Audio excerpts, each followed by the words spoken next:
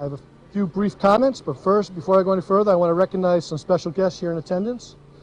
First of which, who's behind me, U.S. Congressman Jim Langevin, Secretary of State Nellie Gorbea, sorry Nellie, State Senator Bridget Valverde, State Representative Julie Casimiro, Town Council members Carrie McKay, Kevin Maloney, Mary Breimer, Dick Welch. I'd also like to recognize some candidates who are here today. State Senate candidate Doreen Costa, State Senate candidate Alana DeMario, Town Council candidates Randy Wheatman, Katie Anderson, Brad Artery, and Jack Cleaver, and lastly, school committee candidate Jen Lima. If I miss anybody, I apologize, and I'll try to make amends. So, one of our founding fathers of our country said, Thomas Jefferson said, "We in America do not have government by majority. We have government by majority who participate." However, when you get right down to it, too many people in our country are not participating. In 2016, 55% of registered voters nationally and 58% of North Kingstown voters voted in the presidential election. In 2018, 50.3% of voters nationally and 53% voters in North Kingstown voted in the midterm election. At the time, that was considered a record, or actually it was the best turnout since 1914. But quite frankly, we can do much better. And we're here today to do our part in increasing participation, increasing citizen participation by letting the voters know their voting options. Many people do not know you can vote early, but you can. In fact, 20 days early, meaning starting today. You can walk into your local town hall during business hours and vote up through November 2nd. Please know that during this COVID pandemic, town halls may have some restrictions, but for the most part, you walk into your town hall and vote. Also, many people don't know how easy it is to vote by mail. This year, our astute Secretary of State sent mail ballot applications out to all citizens who are registered to vote. If filled out and mailed, they'll receive a mail ballot, and they'll be able to drop them off at Town Hall in the drop box behind everybody here, or put them in U.S. Postal Mail. Rhode Island, there's no excuse for not participating in our democracy this year. So like the old Nike commercial says, just do it. Now, it's my pleasure to introduce Congressman Jim Langevin, who hails from Warwick, selected former Secretary of State, I might add, elected to Congress in 2000, as a member of the Armed Service and Homeland Security Committees in the House of Representatives, and a renowned expert in cybersecurity. So without further ado, Congressman Jim Langevin.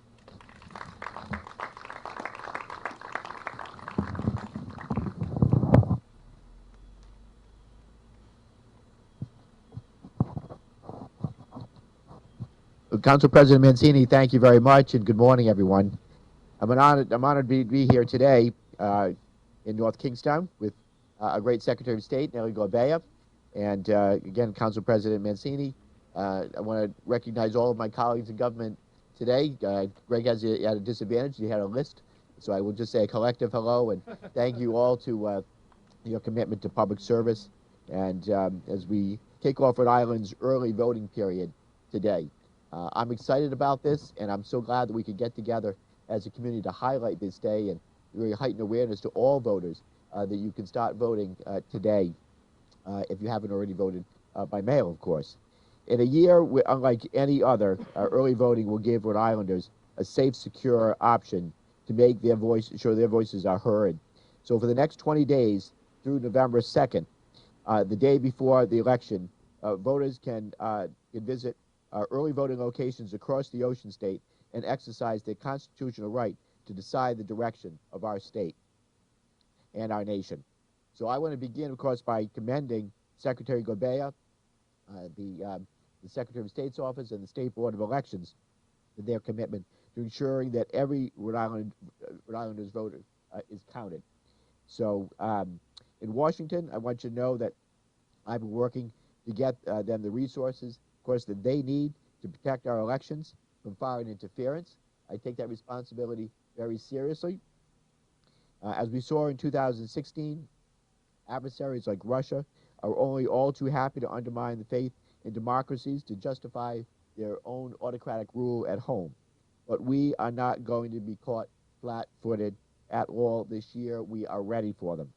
I'm regularly briefed by leaders in the Department of Defense, in our intelligence community, Department of Homeland Security, on their efforts to defend the nation, and I'm confident in the capabilities of our cybersecurity experts to defend us. Tomorrow, in fact, I'll be hosting the Assistant Director for Cybersecurity from CISA, that's the Cybersecurity and Infrastructure Security Agency at the Department of Homeland Security. And that's the country's newest organization for cyber defense, to discuss their outstanding work helping state and local election officials to beef up their systems. Rhode Islanders need to know that our elections are being threatened, but just importantly, that we are prepared to defend them. So whether you're voting by mail or voting early in person or in-person voting on election day, you should be confident that your vote will be counted. So let me just say that COVID-19 pandemic, of course, means that it's more critical than ever to implement a voting plan. So I really do encourage all Rhode Islanders to really think about what you're going to do to decide now whether you're going to take advantage of voting by mail. And again, I want to commend Secretary Gorbea for mailing a mail ballot application to every voter. Made it incredibly convenient. I took advantage of that. And as you can see, I'm wearing my I voted by mail sticker, which I've already done.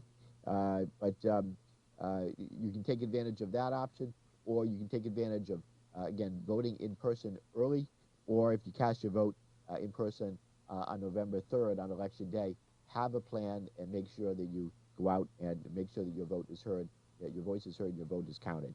So while early voting lines are often less crowded, Rhode Island elections officials I know have been working diligently to put in place additional health and safety measures so that no matter when you vote, your only worry is where to display your I voted sticker.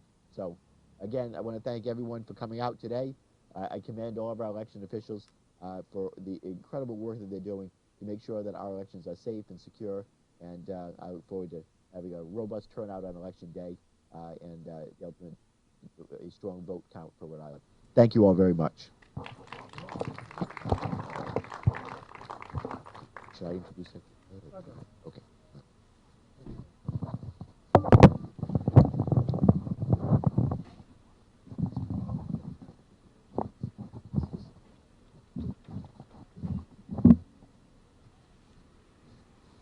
Congressman, thank you for those assuring words about making sure that our vote is counted and that there will be counted here and also nationally.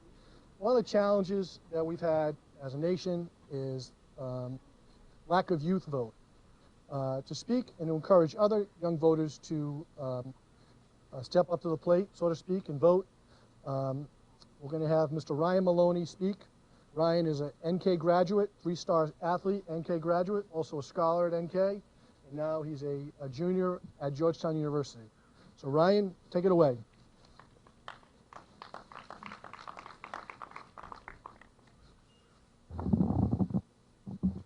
Thank you. Speak up a little bit, Ryan. Shout. Ryan's mild-mannered, so you got to shout, Ryan. Thank you, Mr. Mancini, and everyone else for having me here today. I'd like to direct this message personally to the youth of North Kingstown and the youth of Rhode Island in general.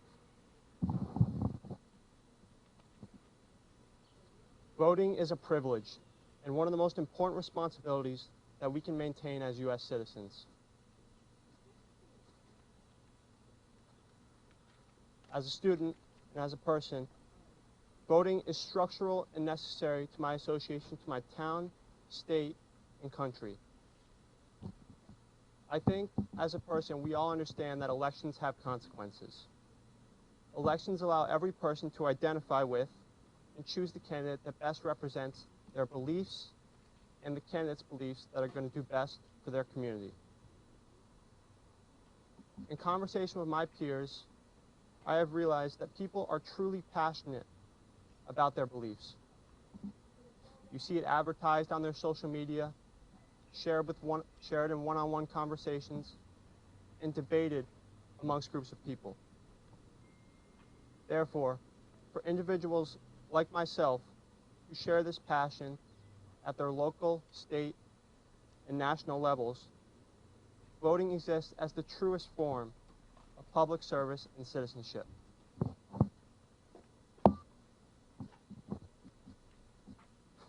Every person has the right to show their emotions and say how they feel about public affairs.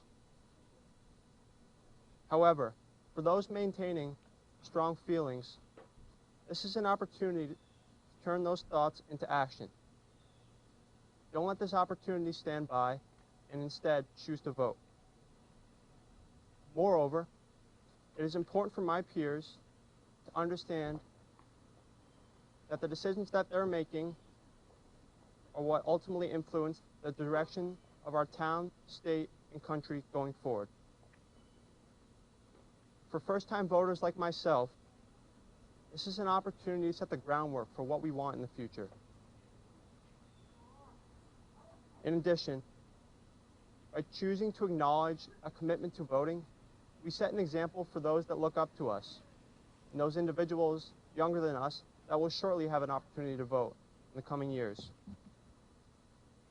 No matter your belief, interests, or thoughts, you send the message that voting is important and should not be taken lightly.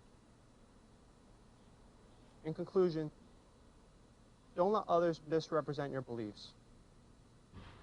The election process at a local, state, and national level is a right that U.S. citizens are privileged to maintain. I urge all my peers to take control of their political ideals and hold yourself accountable during the voting process, because your vote truly does matter. Thank you.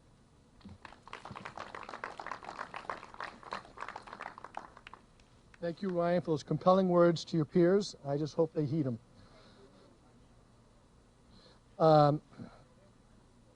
Now I'm also proud to introduce our current Secretary of State, who, for those of you who don't know, is a North Kingstown resident. She was first elected in 2014 and has emerged as a national leader to increase access to voting, and she serves as the Eastern Region Vice President, National Association Secretary of States. Ms. Gorbea, the floor is yours.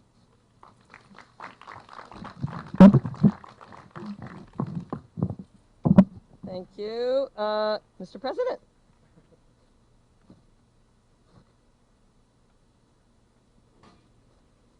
Good morning, everyone, and thank you for being here. I am your Secretary of State, Nellie Gorbea, and it's an incredibly proud day for me to be here in my hometown of North Kingstown and see that the press will come out of the metro area.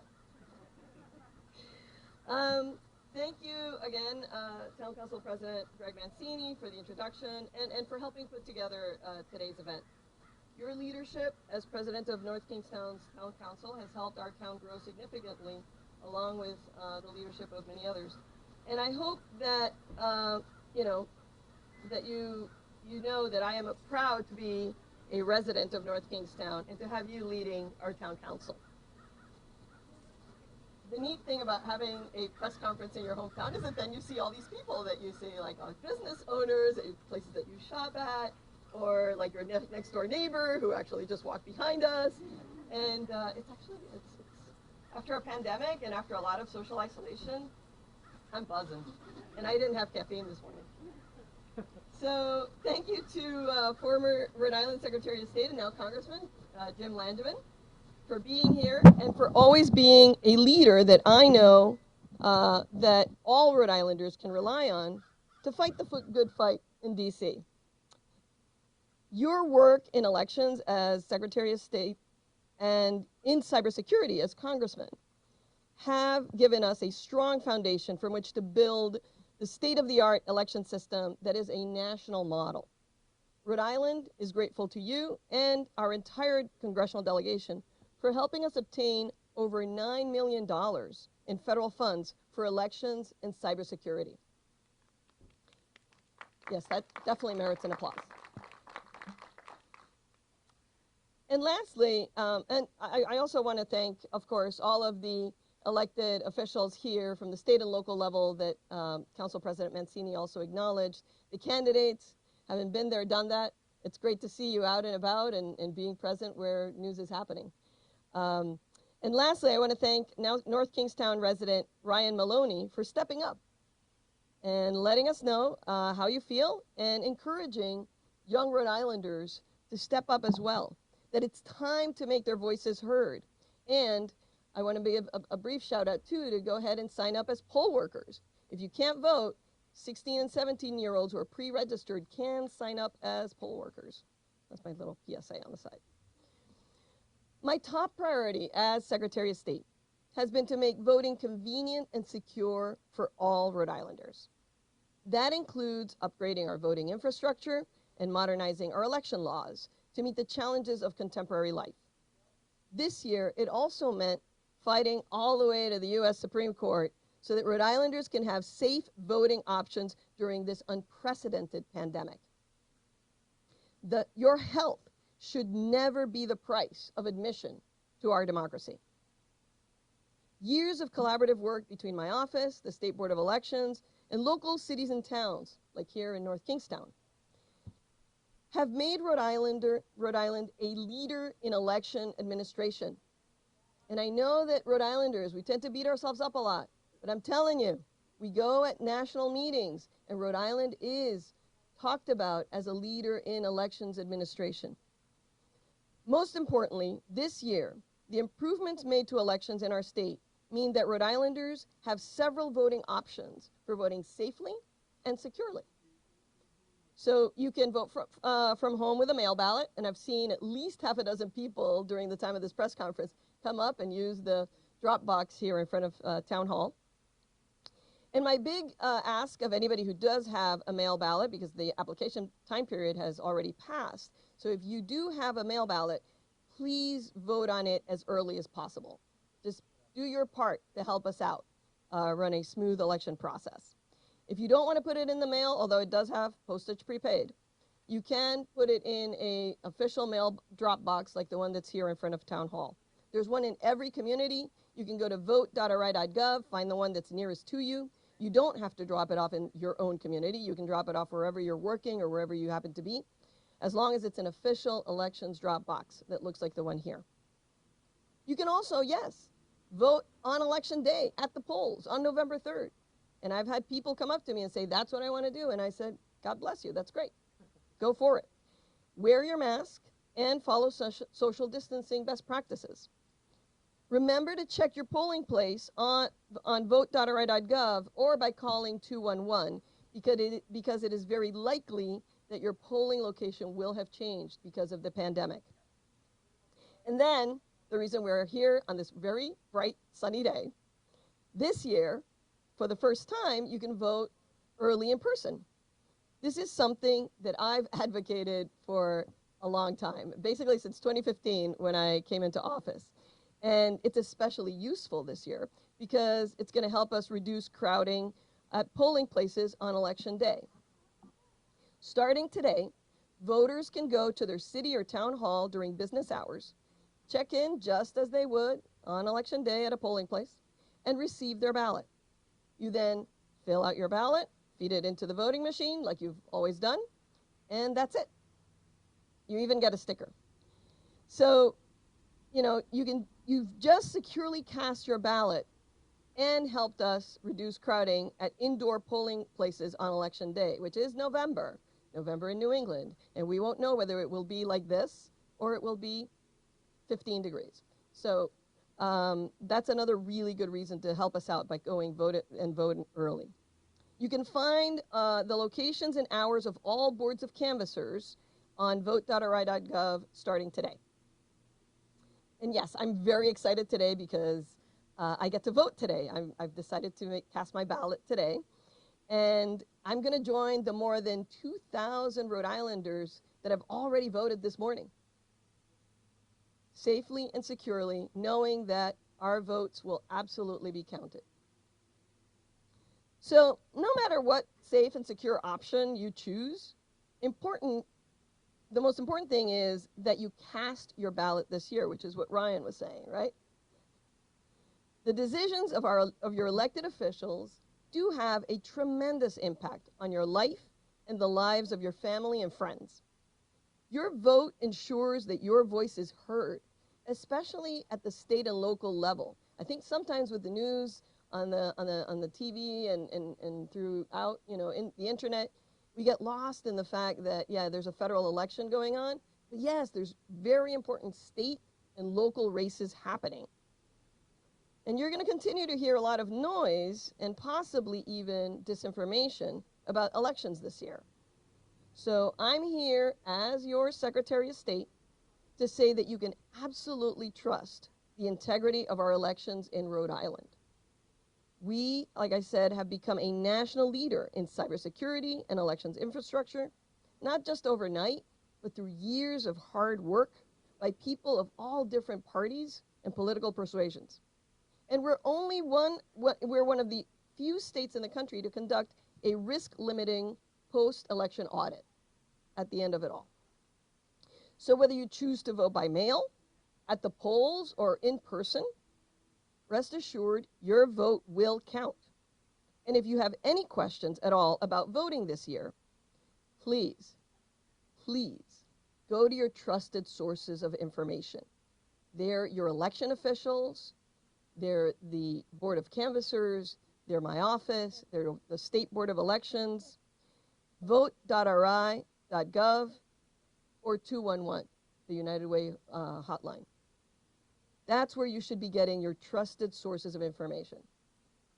Thank you all for joining us this morning, and I'll head shortly in to go vote early and in person and invite members of the press to observe up to wherever you can do that, because I know there's restrictions. But before I do that, let me take some questions, whatever questions the press might have about the process.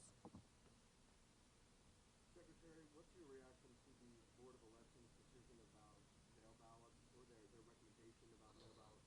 Yeah, I have to say I'm disappointed that the board did not take up extending the deadline in which to receive mail ballot applications that have been postmarked or marked in some way by the post office. I had advocated for that, but that is now done, and we're going to proceed to continue with the election.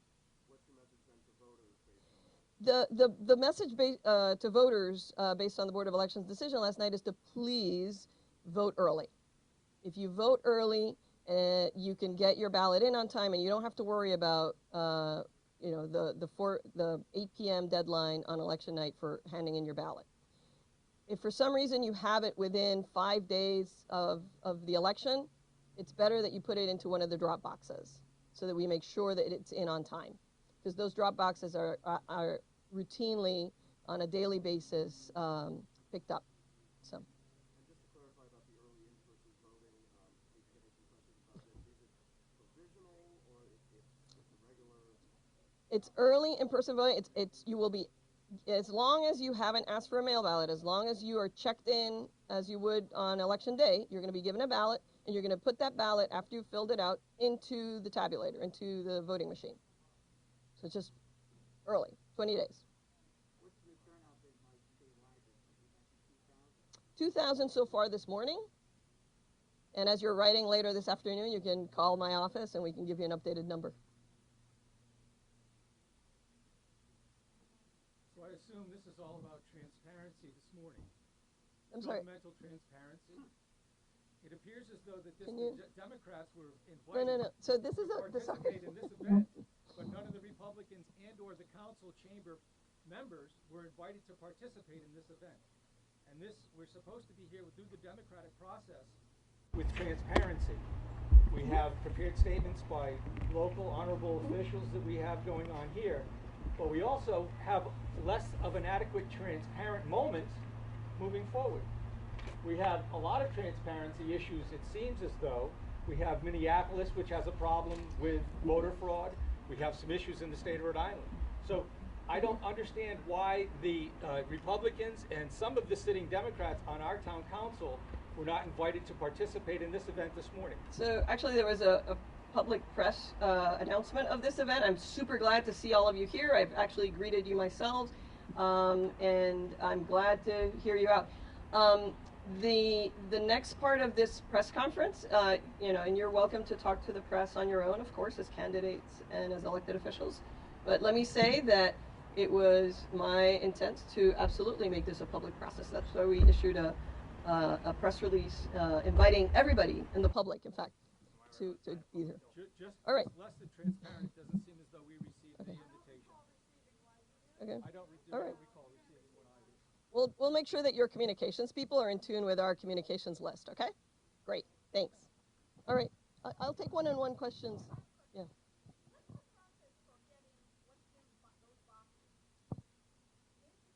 Mhm.